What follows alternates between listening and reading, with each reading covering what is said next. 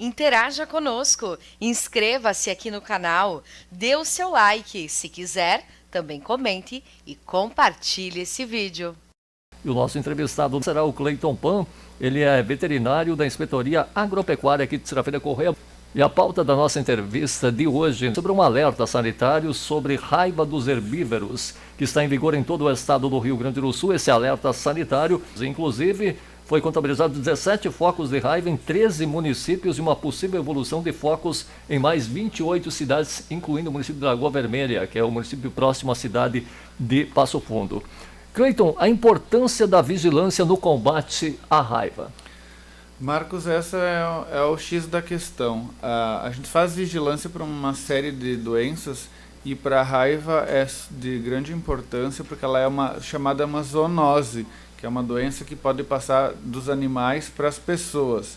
Então aumenta a gravidade dela, a gente acaba não trabalhando somente então com saúde dos animais, mas também a vigilância de uma doença grave para a população humana. Então, todo mundo já tem alguma ideia de como a raiva funciona por ouvir antigamente a raiva canina, hoje ela é erradicada, a raiva canina e felina, tem casos esporádicos, mas na zona urbana não ocorre. Nos herbívoros ela é um pouco diferente, ela é uma doença também neurológica, afeta o sistema nervoso e por isso ela é muito letal. E ocorre grandes perdas em população de bovinos na zona rural e por isso a importância dela, tanto da saúde pública quanto de perdas na pecuária. Qual o papel que o produtor tem nesse tipo de problema? O produtor é o nosso grande aliado, porque ele que está todo dia na zona rural, conhece a sua propriedade, a sua localidade e ele precisa nos auxiliar na vigilância, identificando os possíveis abrigos, os refúgios dos transmissores dessa doença, da raiva, que são os morcegos, hematófagos, os chamados vampiros, os sugadores de sangue. Então o que acontece? É difícil para nós ir mata adentro procurando esses abrigos. É muito importante que o produtor, ao localizar esses refúgios de morcegos, nos informar. Cleiton, os cuidados que as pessoas devem ter se avistarem um foco de morcegos.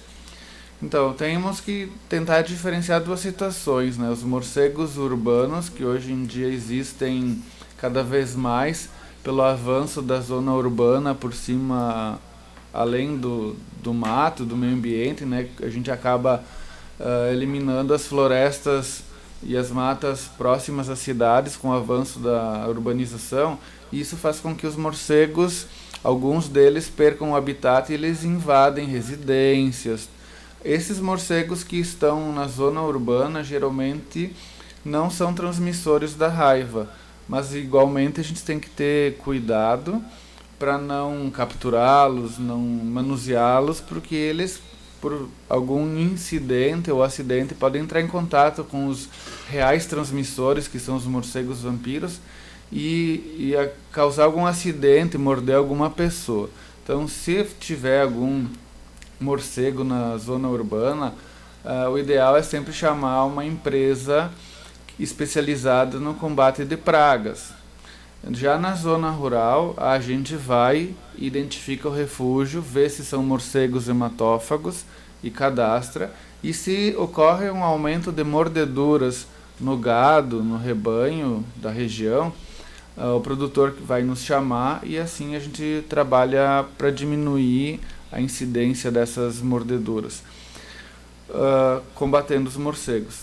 Mas para fazer esse combate é uma equipe especializada.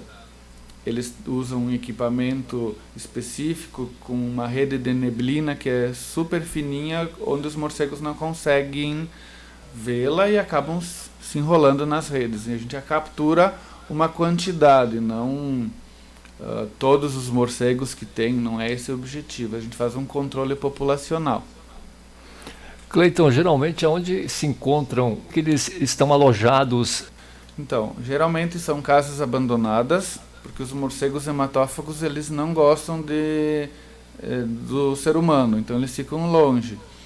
Cavernas, ocos de árvore, bueiros, taperas, cavernas, as chamadas furnas, onde que tenha a possibilidade dele adquirir o alimento próximo, então uma população de gado, de cavalos próximo, água, então em torno dos rios existem bastante paredões com cavernas, fendas, ali eles acabam ficando porque eles não viajam tão longe, em torno de 10 quilômetros do local do abrigo.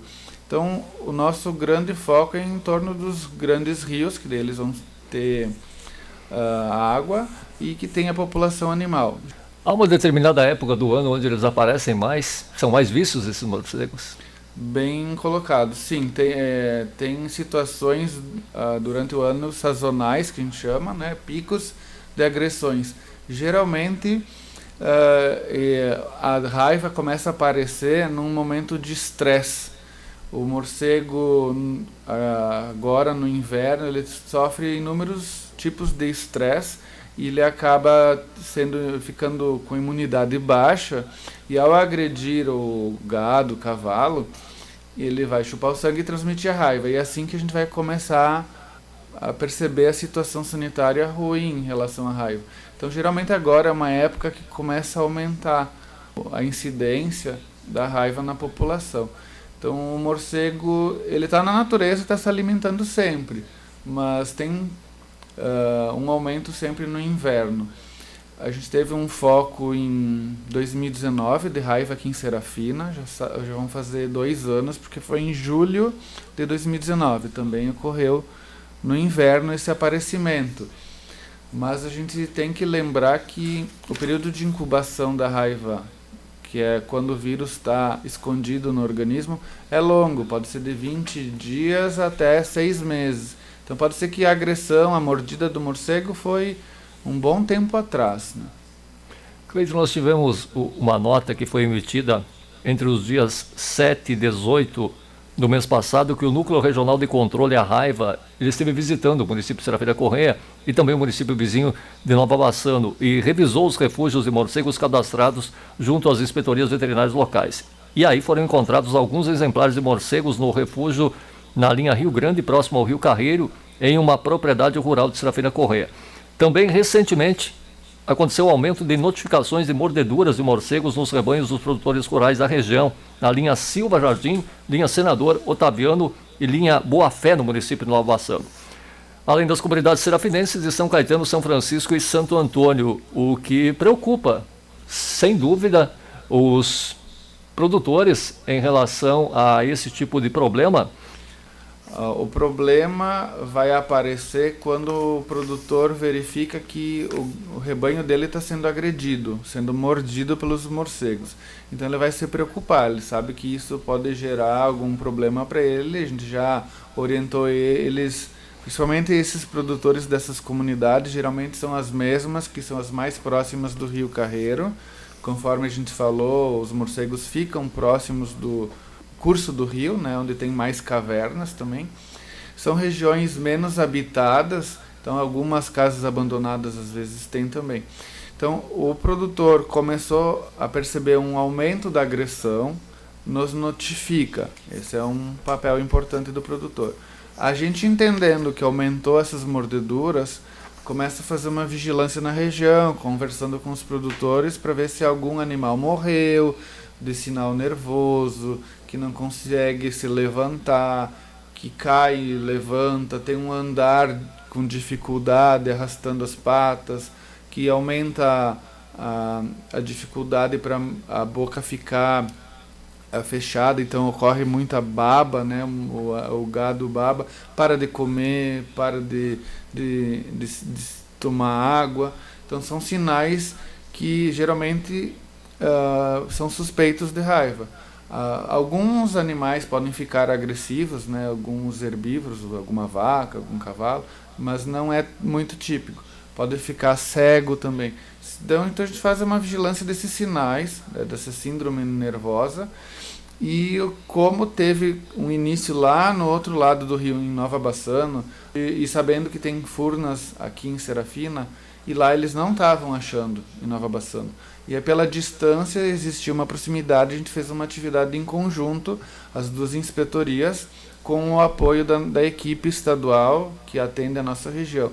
Verificamos as furnas cadastradas aqui em Serafina, e numa delas tinha alguns exemplares de morcegos. Eles também perceberam que vinham morcegos de outros lugares para tentar entrar nessa caverna. Isso é muito importante, então é sinal que existem outros abrigos não identificados, e por isso a necessidade do produtor nos auxiliar na busca desses outros refúgios de morcegos. Quando a equipe da Raiva então veio no início, até a metade do mês passado, eles estenderam a rede de neblina, capturaram alguns morcegos. A gente passa uma pasta, que é uma pasta vampiricida, e depois solta os morcegos. Ao soltar, ele volta para a colônia. Lá os morcegos têm o hábito, que nem o gato, de se lamber, e assim vai contaminar com essa pasta, que ela é um veneno, vai matar alguns morcegos. A gente não faz extermínio, a gente só diminui a população para assim refletir na diminuição da agressão ao gado, aos cavalos, né? Então essa é uma vigilância, um controle. Aqui na região, nem em Nova Bassano, nem em Serafina, não temos focos ativos de raiva. Só algumas suspeitas ocorreram, principalmente em Nova Bassano, mas que deu negativo para raiva. Mas o trabalho é contínuo, né? Essa vigilância, esse contato com o produtor, aumenta as agressões, a gente chama a equipe da raiva. Faz parte da rotina. Eu só vou deixar um último recado, que quando o produtor perceber algum sinal nervoso no seu rebanho de gado, de cavalo, ele deve nos comunicar. Se essas agressões, se esses sinais nervosos tiver alguma ligação com mordedura de morcego, aí que a gente vai indicar a vacinação contra a raiva, que a gente faz só em momentos de risco. Ela não é de rotina, só quando existe esse aumento de agressão do morcego. Então é importante o produtor nos relatar o problema para a gente passar essas orientações. E em caso de dúvidas, que ficou em relação ao hoje, né, a entrevista, estamos à disposição no nosso escritório ali na Rua Ipiranga.